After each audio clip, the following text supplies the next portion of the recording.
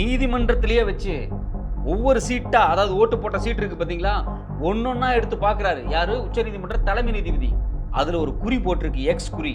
இது எப்படி வந்துச்சு அப்படின்னு தான் உச்சநீதிமன்ற தலைமை நீதிபதி கடுப்பாகிறார்.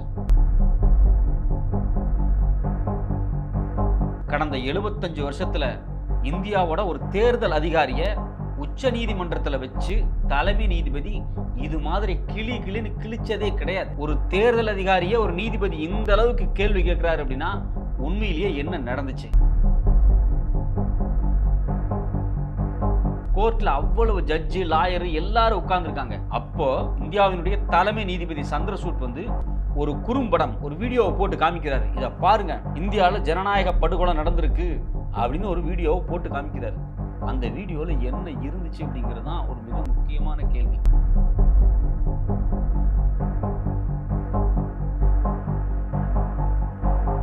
ஒரு மாநிலத்துல ஒரு தேர்தல் வருது. அந்த தேர்தலுடைய தேர்தல் அதிகாரியா யாரு வர்றாங்க அப்படின்னா பிஜேபியினுடைய மைனாரிட்டி விங் செக்ரட்டரியே வர்றாரு.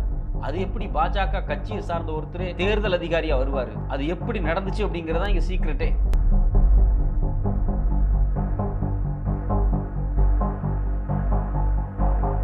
இந்தியா முழுக்க யாரு தேர்தல் நடத்துறா? தேர்தல் ஆணையம், அதாவது எலெக்ஷன் கமிஷன் தேர்தல் நடத்துறாங்க. இந்த எலெக்ஷன் கமிஷனோட ஹெட் யாரு? Chief election commissioner. இந்த சீஃப் எலெக்ஷன் கமிஷனரை யாரு தேர்வு செய்யறாங்க? இந்த எலெக்ஷன் கமிஷனர்களை தேர்வு செய்யறதுக்காக பாஜக அரசாங்கம் கொண்டு வந்த புது சட்டம் என்ன? அந்த சட்டத்தை பார்த்து ஏன் உச்சநீதிமன்றம் கடுப்பாகுது?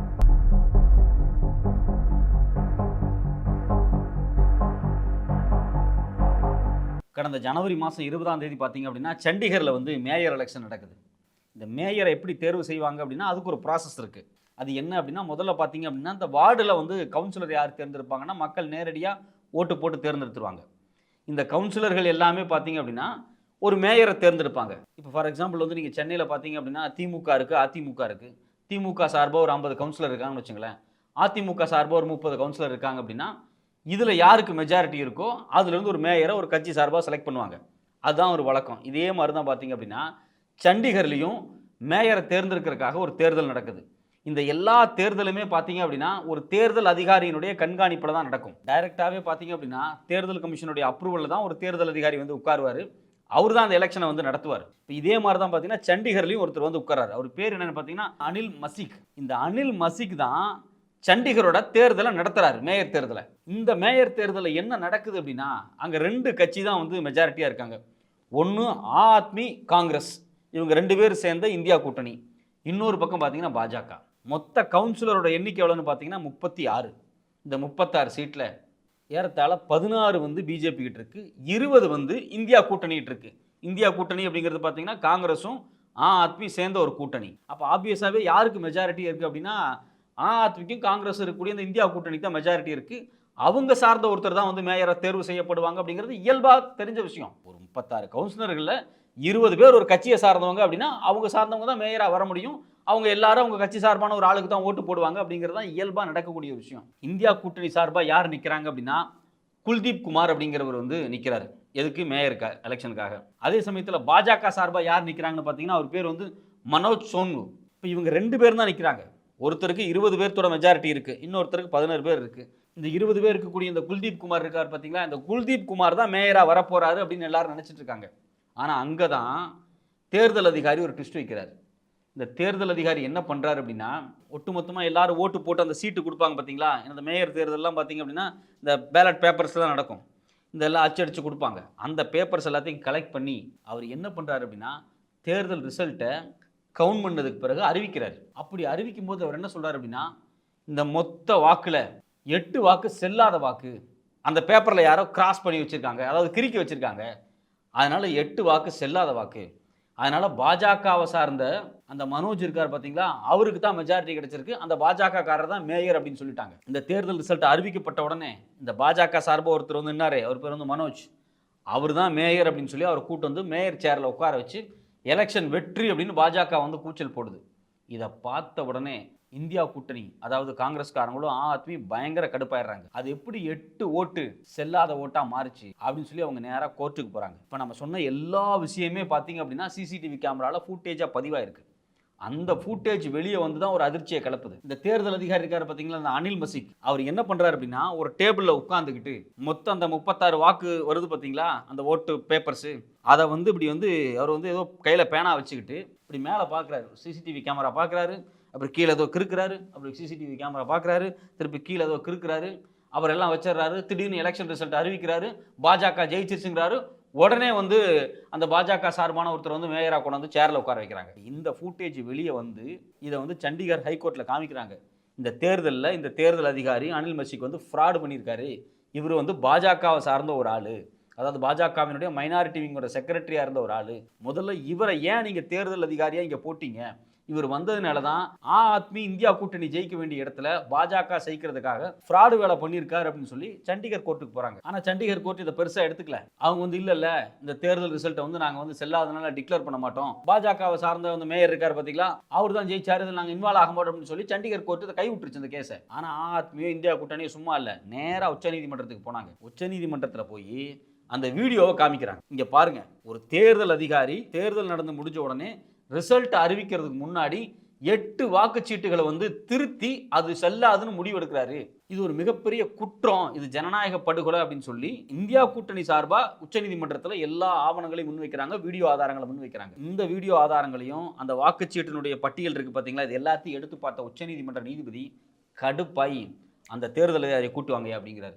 அந்த தேர்தல் அதிகாரி கோர்ட்டுக்கு வர்றாரு. அந்த தேர்தல் அதிகாரி கோர்ட்டுக்கு வந்தோடனே உச்சநீதிமன்றத்தினுடைய தலைமை நீதிபதி என்ன கேட்குறாரு அப்படின்னா, ஏன் இந்த 8 வாக்கு செல்லாதுன்னு டிக்ளேர் பண்ணீங்க சொல்லுங்க அப்படிங்கிறாரு. அதுக்கு அவர் சொல்றாரு, இல்லை சார், அந்த வாக்குச்சீட்டில் ஓட்டு போட்டாங்க இல்லையா, அந்த சீல் அடிச்சாங்க இல்லையா, அதில் யாரோ ஏதோ பேனா வச்செல்லாம் கிறுக்கியிருக்காங்க சார், கிறுக்கின ஓட்டு எப்படி சார் செல்லும், அதனால் அது செல்லாது சார் அப்படின்னு வந்து உச்சநீதிமன்ற தலைமை நீதிபதிகிட்டே நேரடியாக கோர்ட்லேயே வந்து இந்த தேர்தல் அதிகாரி சொல்றாரு. அதுக்கு உச்சநீதிமன்ற தலைமை நீதிபதி தெளிவாக கேட்குறாரு, தம்பி நீ சொல்லக்கூடிய வார்த்தைக்கு நீ தான் பொறுப்பு, இதனுடைய ஆதாரங்களை நான் செக் பண்ணி பார்ப்பேன், நீ அதனால உண்மையை தான் சொல்லணும் அப்படிங்கிறாரு. உடனே இல்லை நான் உண்மையை தான் சொல்கிறேன் அப்படிங்கிறாரு. அடுத்த நாள் பார்த்தீங்க அப்படின்னா திருப்பியும் கோர்ட்டில் வந்து உச்சநீதிமன்ற தலைமை நீதிபதி, அது இல்லாமல் சில நீதிபதிகள் எல்லாம் குழுவாக கூடுறாங்க. கூடி இந்த தேர்தல் நடந்த வீடியோ இருக்கு பார்த்தீங்களா, அந்த வீடியோவை டிவியில் போட்டு காமிக்கிறாங்க. அதாவது கோர்ட்டுக்குள்ள இவர் என்ன பண்ணுறாரு, அப்படியே பார்க்குறாரு, அடிக்கிறாரு, மேலே பார்க்குறாரு, சிசிடிவி கேமரா பார்க்குறாரு, இங்கே பார்க்குறாரு, அங்கே பார்க்குறாரு, அது எல்லாம் அப்படியே ஃபுட்டேஜ் வந்திருக்கு. இவர் ஏதோ அந்த பேப்பரில் கிறுக்கிறது கூட அந்த ஃபுட்டேஜில் தெரியுது. இதை பார்த்தோன்னே கோர்ட்டில் இருக்கிறவங்களே கேவலமாக சிரிக்கிறாங்க. உண்மையிலே சிரிக்க தான் செய்வாங்க. நீ ஒரு தேர்தல் அதிகாரி, நீ இவ்வளோ பெரிய ஃப்ராடு பண்ணுற,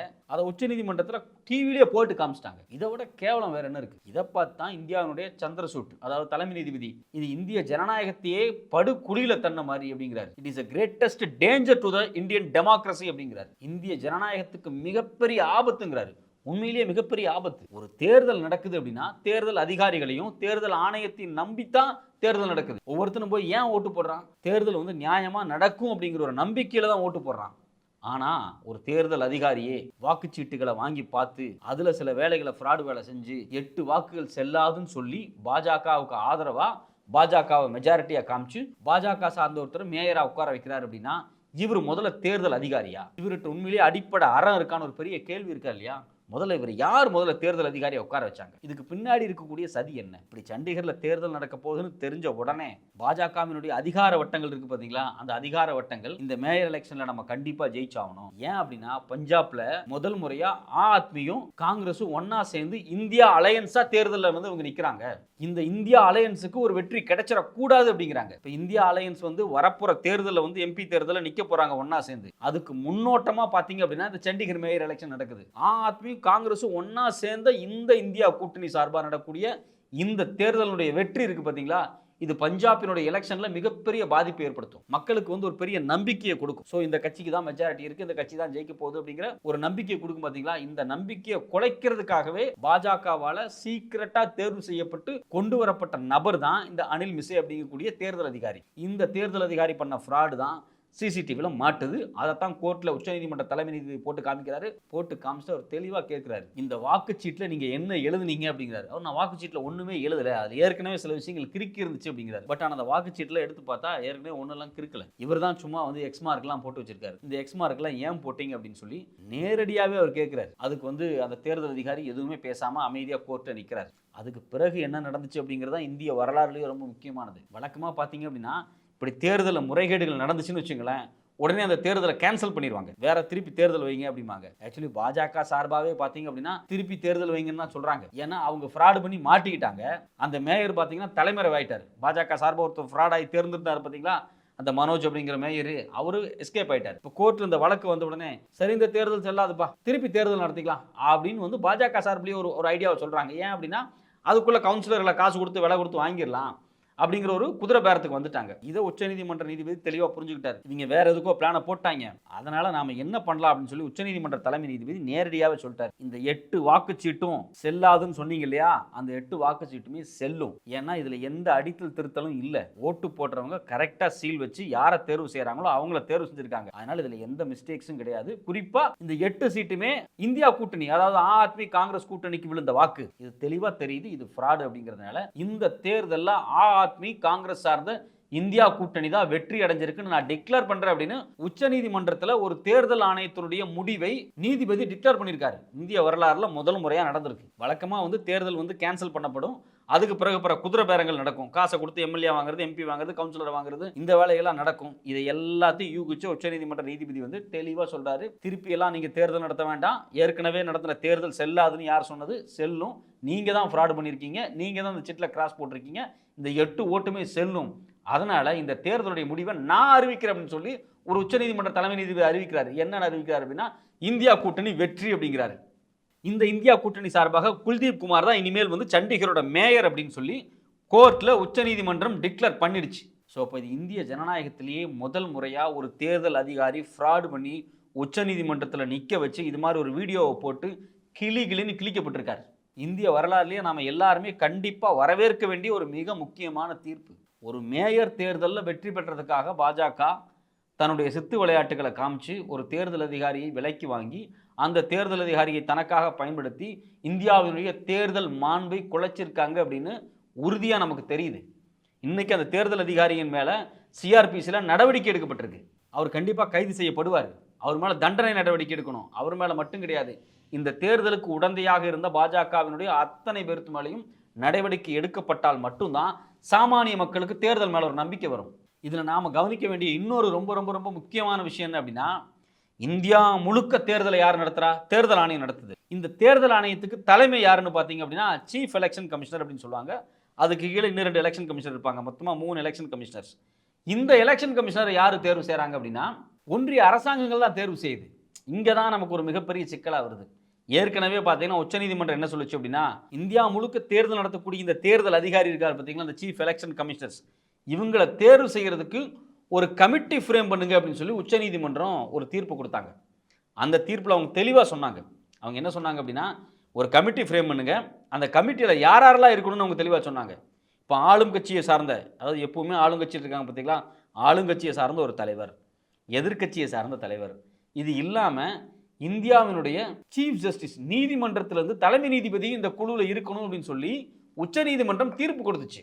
ஒரு கான்ஸ்டிடியூஷன் பெஞ்ச் உட்கார்ந்து டிஸ்கஸ் பண்ணி ஜோசப் அப்படிங்கிற மிக முக்கியமான நீதிபதியினுடைய தலைமையில் கொடுக்கப்பட்ட இந்திய வரலாறில் மிக முக்கியமான ஒரு தீர்ப்பு. ஆனா மோடி அரசாங்கம் இந்த தேர்தல் ஆணையர்களை தேர்வு செய்யறதுக்காக ஒரு புதிய சட்டத்தை கொண்டு வந்தாங்க. அந்த சட்டத்தில் பார்த்தீங்க அப்படின்னா அந்த கமிட்டி ஃப்ரேம் பண்ண சொல்லி உச்சநீதிமன்றம் சொல்லிச்சு பார்த்தீங்களா, அந்த கமிட்டியிலிருந்து உச்சநீதிமன்றத்தினுடைய தலைமை நீதிபதி இல்லாமல் ஆக்கிட்டாங்க. இதை பார்க்கும்போது தான் நமக்கு ரொம்ப அதிர்ச்சியா இருக்கு. இந்தியா முழுக்க தேர்தல் நடத்தக்கூடிய ஒரு தேர்தல் அதிகாரி தேர்வு செய்யறதுல ஏன் ஒரு நீதிபதி இருக்கக்கூடாது அப்படின்னு பாஜக அரசாங்கம் நினைக்குது. ஏன்னா இப்ப வரப்போற எலெக்ஷன் இருக்கு பாத்தீங்களா, இந்த எலெக்ஷனுக்கு புது தேர்தல் ஆணையர் தான் வரப்போறாரு. இந்த தேர்தல் ஆணையரை யாரை செலக்ட் பண்ண போறாங்க அப்படின்னா இதே பிஜேபி தான் செலக்ட் பண்ண போகுது. ஏன் இந்த செலக்ஷன் பண்ற கமிட்டியில நீங்க வந்து சீஃப் ஜஸ்டிஸ் இருக்கக்கூடாதுன்னு சட்டத்தில் கொண்டு வரீங்க? மக்களுக்கு தேர்தல் மீது ஒரு நம்பிக்கை வேணும் அப்படின்னா இந்த செலெக்ஷன் ப்ராசஸ், செலெக்ஷன் கமிட்டி இருக்கு பாத்தீங்களா, இது இன்னுமே வைடராக இருக்கணும். ஒரு உச்சநீதிமன்றத்தினுடைய தலைமை நீதிபதி இருக்கணும், எதிர்கட்சியை சார்ந்தவங்க இருக்கணும், ஏன் ஆளுங்கட்சியை சார்ந்தவங்க கூட ஒருத்தங்க 2 பேர் இருக்கலாம். இது மட்டும் இல்லாமல் இன்னும் சில மக்கள் பிரதிநிதிகள் இருக்கலாம். இது எல்லாம் தான் பார்த்தீங்க அப்படின்னா தேர்தல் ஆணையரை தேர்வு செய்யக்கூடிய அந்த ப்ராசஸ் மீது மக்களுக்கு நம்பிக்கை வரும். இல்லை அப்படின்னா பிஜேபியாக இருக்கட்டும், எந்த கட்சியாக வேணாலும் இருக்கட்டும், அவங்களுக்கு சாதகமான ஒருத்தர் தேர்தல் ஆணையராக போட்டுருவாங்க. அந்த தேர்தல் ஆணையர் என்ன பண்ணுவார்? அந்த கட்சி ஜெயிக்கிறதுக்காக வேலை வைப்பார். இப்போ இன்னைக்கு சண்டிகர் தேர்தல் அதான் நடந்துருச்சு. எல்லாத்துக்கு முன்னாடி வெட்ட வெளிச்சமாக வீடியோ ஆதாரமாக ஒரு குறும்படமா ஒரு டிவி ஷோ மாதிரி போட்டு உச்சநீதிமன்ற நீதிபதி வந்து காமிச்சிட்டார்.